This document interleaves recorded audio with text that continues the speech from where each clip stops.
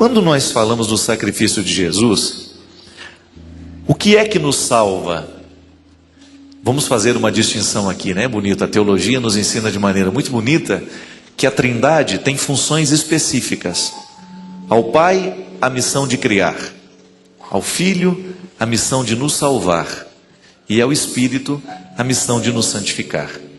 Quando nós dizemos que o sacrifício de Jesus é que nos lava de todos os nossos pecados, a teologia cristã não está reduzindo a palavra sacrifício a apenas o acontecimento do Calvário.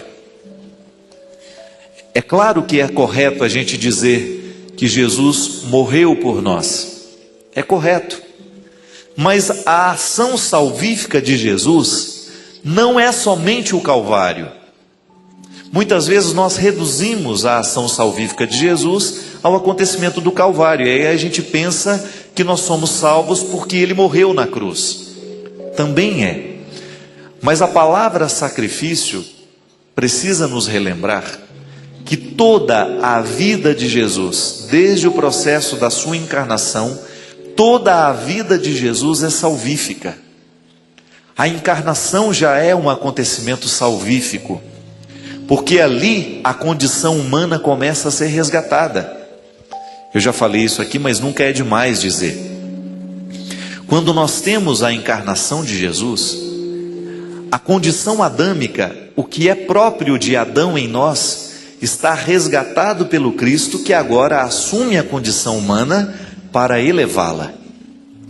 Então, o que é o sacrifício de Jesus? É todo o processo da vida, morte e ressurreição. Tudo que diz respeito à pessoa de Jesus é acontecimento salvífico na vida de todos nós. É por isso que a igreja continua realizando a salvação no mundo, porque ela realiza em nome do Pai, do Filho e do Espírito Santo. Toda a ação da igreja é uma ação trinitária.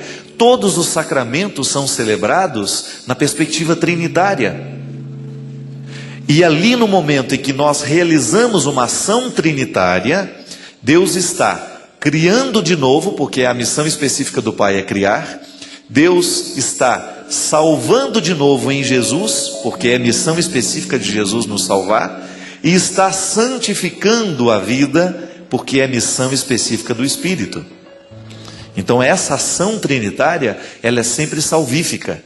E ali a ação de Jesus como específico dele, desta pessoa da Trindade, que é conceder-nos a saída do fosso do pecado para entrar na glória da eternidade, na nova dimensão da vida que a ressurreição nos coloca, está diretamente ligada a todas as ações de Jesus.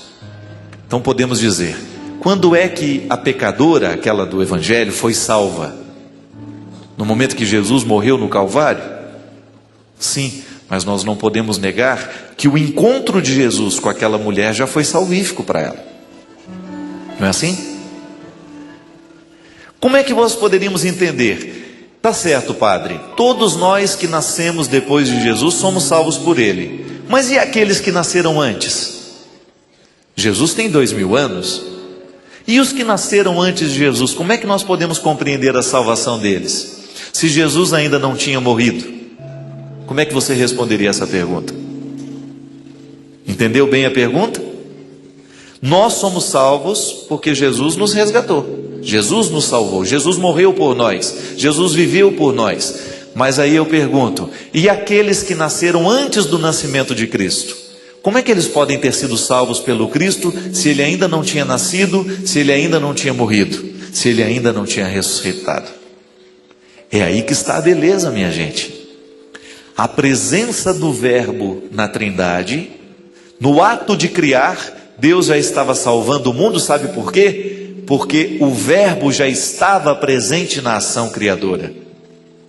A Trindade age em conjunto. Embora elas tenham missões específicas, toda a ação de Deus é sempre trinitária. Então, mesmo antes de Jesus nascer, as pessoas já estavam vivendo o movimento da salvação. De maneira diferente de nós, claro, porque nós já vivemos o anúncio. nós já conhecemos a verdade, a nós já foi anunciado o mistério salvífico de Cristo. Mas a presença de Jesus, salvando, tirando do fosso do pecado de Adão e elevando a condição de dignidade, já estava acontecendo no momento da criação. Quando nós vivemos o sacramento, por exemplo, você vai confessar os seus pecados. Esta é uma ação salvífica que a igreja realiza. Porque toda vez que nós temos um pecado perdoado, nós temos a ação da salvação em nós. E às vezes a gente tem tanta dificuldade de compreender o que é ser salvo, né? O que é ser salvo? É você sair de uma condição desfavorável e ser levado para um lugar melhor. Como é que nós podemos salvar o outro, minha gente? Com o nosso olhar, com a nossa palavra, não é assim? Quantas vezes você chegou num lugar em que você não conhecia ninguém e você ficou perdidinho ali dentro, sem graça, sem saber o que faz com os braços, com as pernas, com a cabeça, não é?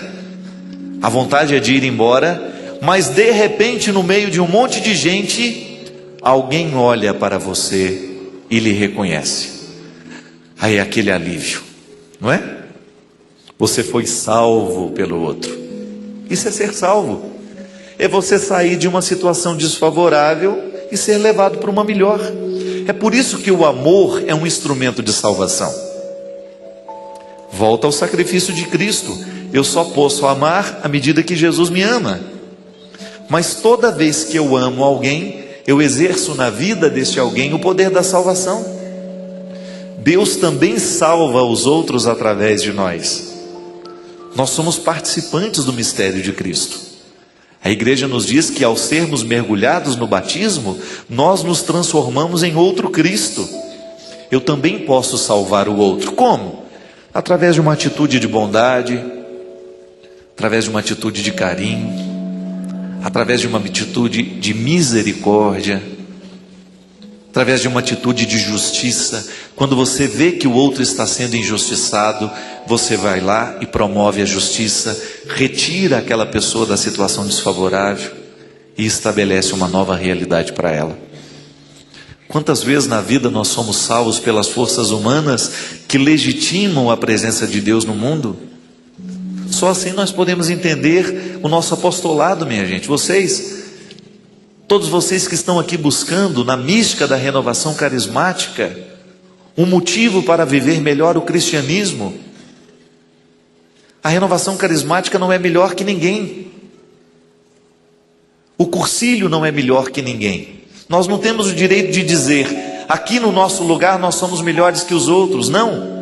O que a gente precisa descobrir é que aqui neste lugar eu encontrei um jeito com o qual eu me identifico de fazer a presença de Jesus se transformar no meio de nós. Não é verdade? Cada um vai buscar o caminho que se identifica dentro da igreja. A igreja oferece inúmeros caminhos, inúmeros modelos de pastorais, inúmeros modelos de espiritualidade. O objetivo é esse, é fazer a salvação de Deus acontecer. É por isso que nós temos que ter muita paciência com os diferentes, porque eles também estão buscando ser salvos, de um jeito diferente de nós. Eles também estão buscando a palavra redentora, o gesto misericordioso.